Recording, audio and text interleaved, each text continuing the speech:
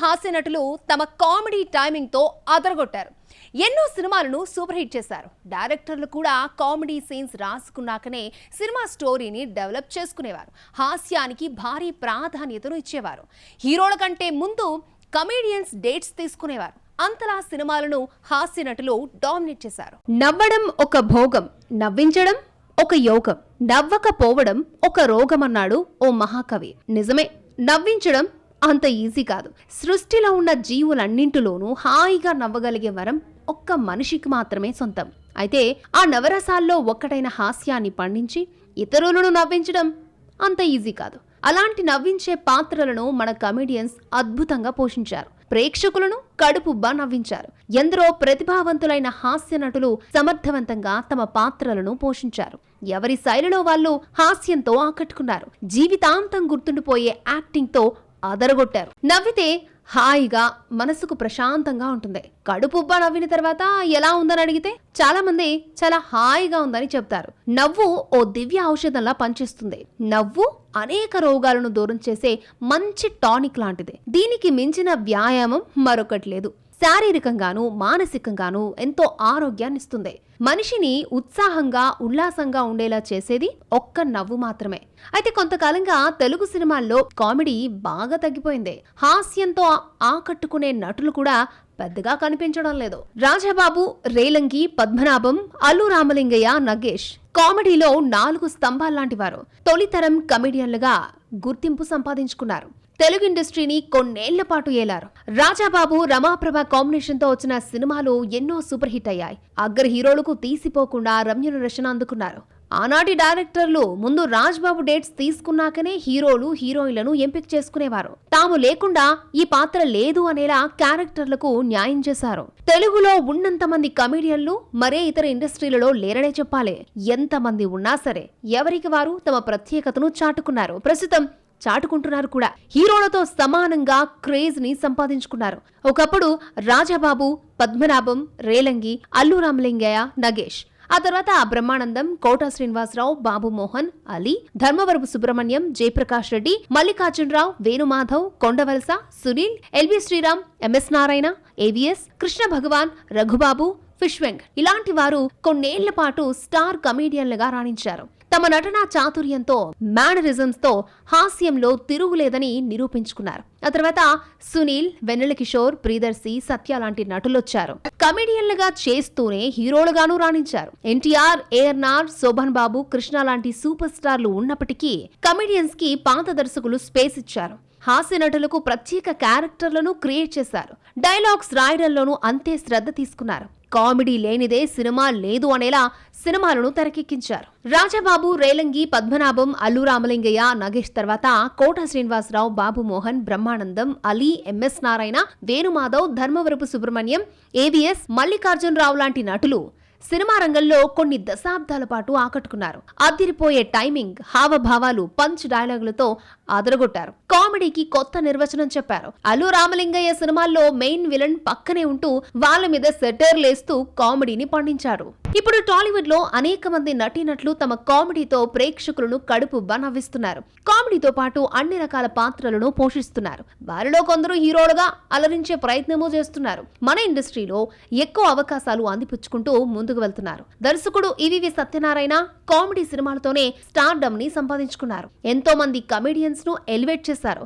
ఎవడి గోల వాడిదే సినిమాలో అయితే అందరి కమెడియన్లను ఒక చోట చేర్చి కడుపుబ్బా నవ్వించారు. బ్రహ్మానందం, అలీ, కోటా శ్రీనివాసరావు, బాబు మోహన్ తమ కామెడీతోనే ఎన్నో సినిమాలకు విజయాన్ని అందించారు. హాస్యానికి కేర్ ఆఫ్ అడ్రస్ అయ్యారు. సీనియర్ నరేష్, రాజేంద్ర ప్రసాద్లు కామెడీ సినిమాలతోనే ఆడియన్స్ కి చేరువయ్యారు. స్టార్డమ్ ని సంపాదించుకున్నారు. తెలియని వారిని పరిచయం చేసుకునేది చిరునవ్వుతోనే. పేరుకి చిరునవ్వు, అది అక్షరాల అక్షయంగా కొనసాగాలని కోరుకునే నవ్వు. ఆ నవ్వులోనూ ఎన్నో రకాలున్నాయి. ముసిముసి నవ్వు, మురిపపు నవ్వు, మంచి నవ్వు, మందహాసం, వెకిలి నవ్వు, వెటకారపు నవ్వు, అట్టహాసం, వికటపు నవ్వు, వికటాట్టహాసం ఇలా ఎన్నో ఉన్నా ప్రస్తుతం అన్ని రకాల నవ్వులు తగ్గిపోతున్నాయి. ఆరోగ్యానికి హ్యూమర్ ఎంతో మేలు చేస్తుంది. కొన్ని మొండి జబ్బులకు హాస్యం కవచంలా పనిచేస్తుంది. 10 నిమిషాలు హాయిగా గట్టిగా నవ్వితే అది ఎలాంటి నెప్పులు బాధలు లేని 2 గంటల గాఢ నిద్రతో సమానం. నవ్వులు మానవ మనోవికాసానికి దివ్వెలు. పువ్వుల్లా ప్రేమరసాన్ని కురిపించే విశుద్ధమైన లేత నవ్వులు సమస్త దుఃఖాల్ని పోగొడతాయి. అవి వ్యాధులకు ఔషధాలుగా పనిచేస్తాయి. తెలుగు సినిమా రంగంలో కామెడీ 3 పువ్వులు 6 కాయలుగా వర్ధిల్లింది.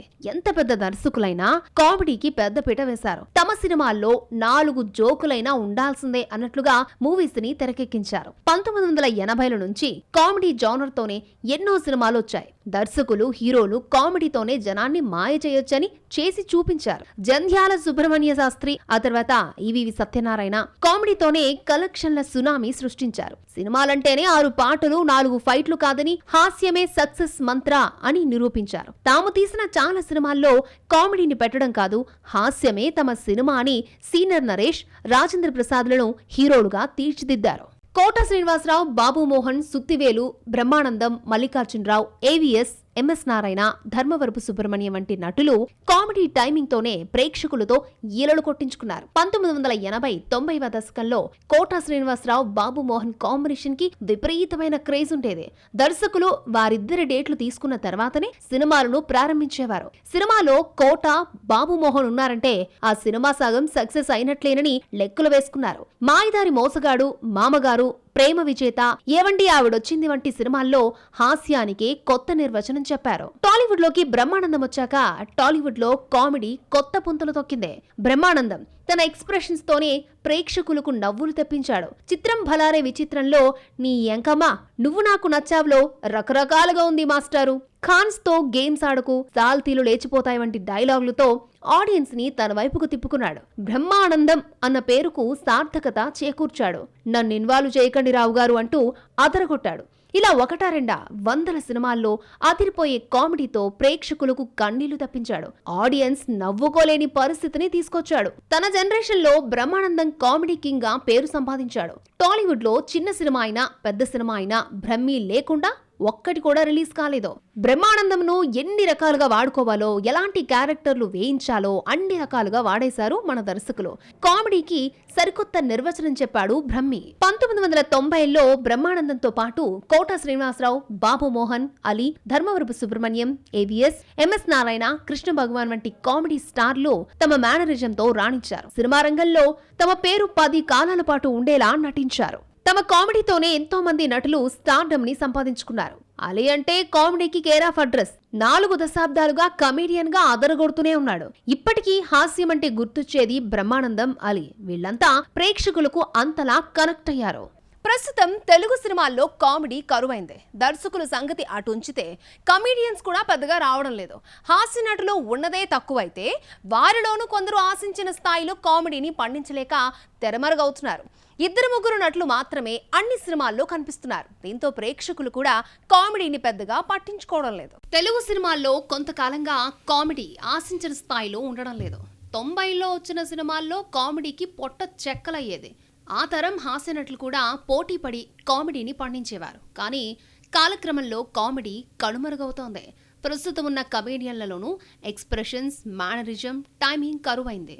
ఇప్పుడొస్తున్న హాస్య నటులు 2-3 సినిమాల్లో సందడి చేసి ఆ తర్వాత అడ్రస్ లేకుండా పోతున్నారు. నిన్న మొన్నటి వరకు కామెడీ హీరోగా చలామణి అయ్యాడు అల్లరి నరేష్. అల్లరి, తొట్టి గ్యాంగ్, కితకితలు, బెండప్పారావు వంటి సినిమాల్లో కామెడీని పీక్ స్టేజ్ కి తీసుకెళ్లాడు. రాజేంద్ర ప్రసాద్ తర్వాత మరో కామెడీ స్టార్ వచ్చాడని భావించారు. ప్రస్తుతం అల్లరి నరేష్ కూడా ట్రాక్ మార్చేశాడు. హాస్యాన్ని పక్కన పెట్టేసి సీరియస్ యాక్షన్ మూవీస్ పై ఫోకస్ చేశాడు. కమెడియన్ సునీల్ గురించి ఎంత చెప్పినా తక్కువే. సునీల్ టైమింగ్ అతన్ని స్టార్ కమెడియన్ గా మార్చేసింది. అయితే కామెడీని పక్కన పెట్టేసి మొదట హీరోగా ట్రై చేశాడు. ఆ తర్వాత విలన్ అవతారం ఎత్తాడు. డైరెక్టర్ విజయభాస్కర్ సినిమాల్లో సునీల్ కామెడీ ఓ రేంజ్ లో ఉండేది. దీంతో సునీల్ కి సినిమా అవకాశాలు తగ్గిపోయాయి. రఘుబాబు, 30 ఇయర్స్ ఇండస్ట్రీ పృథ్వీ, తాగుబోతు రమేష్ లు ఫేడ్ అవుట్ అయ్యారు. ప్రెజెంట్ జనరేషన్ లో వెన్నెల కిషోర్, ప్రియదర్శి, సప్తగిరి, సత్య, వైవాహర్ష కమెడియన్లుగా రాణిస్తున్నారు. అయితే వీరి కామెడీకి ప్రేక్షకులు అట్రాక్ట్ అవడం లేదు. జబర్దస్త్ నుంచి వచ్చిన నటులు ఏమాత్రం రాణించలేకపోతున్నారు. టాలీవుడ్ కమెడియన్లలో వెన్నెల కిషోర్ టాప్ లో ఉంటాడు. వెన్నెలతో హాస్య నటుడిగా తెరంగేట్రం చేసిన కిషోర్ తన ఫస్ట్ సినిమా పేరునే ఇంటి పేరుగా మార్చుకుని తన కామెడీ టైమింగ్ తో డిఫరెంట్ మేనరిజమ్స్ తో అనతి కాలంలోనే స్టార్ కమేడియన్ గా ఎదిగాడు. పెళ్లి చూపుల సినిమాలో కామెడీ టైమింగ్ తో అందరి దృష్టిని ఆకర్షించాడు ప్రియదర్శి. వరుస అవకాశాలను అందుకున్నాడు. తక్కువ టైంలోనే టాలీవుడ్ మోస్ట్ వాంటెడ్ కమేడియన్స్ లో ఒకరిగా మారాడు. మల్లేశం, బలగం లాంటి సినిమాల్లో హీరోగా చేశాడు.